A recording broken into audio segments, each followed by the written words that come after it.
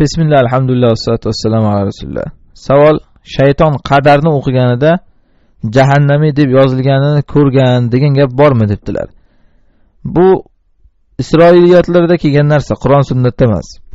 Isroiliyotlar ya'ni o'tgan ummatlarda afsonalaridan iborat yoki kitoblaridan yoki ularning rivoyatlaridan kelgan narsalar. Qur'onda yoki hadisda kelgan emas bu. Rasululloh sollallohu alayhi vasallam o'tgan ummatlardagi voqealarni rivoyat qilishga ijozat berganlar. Sharti shu, Qur'on sunnatga teskari bo'lmasa.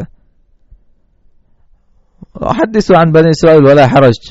Bani Isroildan rivoyatlar kelsa aytinglar, hech qisi yo'q deganlar. Albatta shu yuqoridagi shart bilan.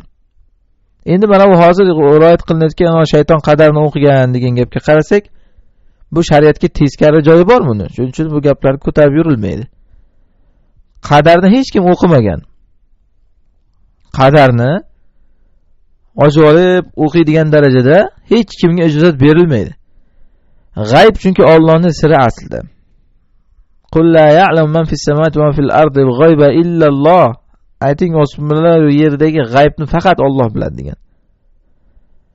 Alimul g'aybi va shahada fala yudhiru ala g'aybihi ahada. G'ayb va shahodatni ham biladigan zot Alloh. G'aybidan hech kimni xabardor qilmaydi. Illa o'zi rozi bo'lgan payg'ambarlarnigina unda ham ba'zi nuqtalaridan xabardor qiladi xolos. Shuning uchun bizda mana shayton qadarda o'qigan degan gap to'g'ri kelmaydi. Aslida bu narsadan bizga gapirib rivoyat qilishdan foyda ham yo'q. Vallohu alam.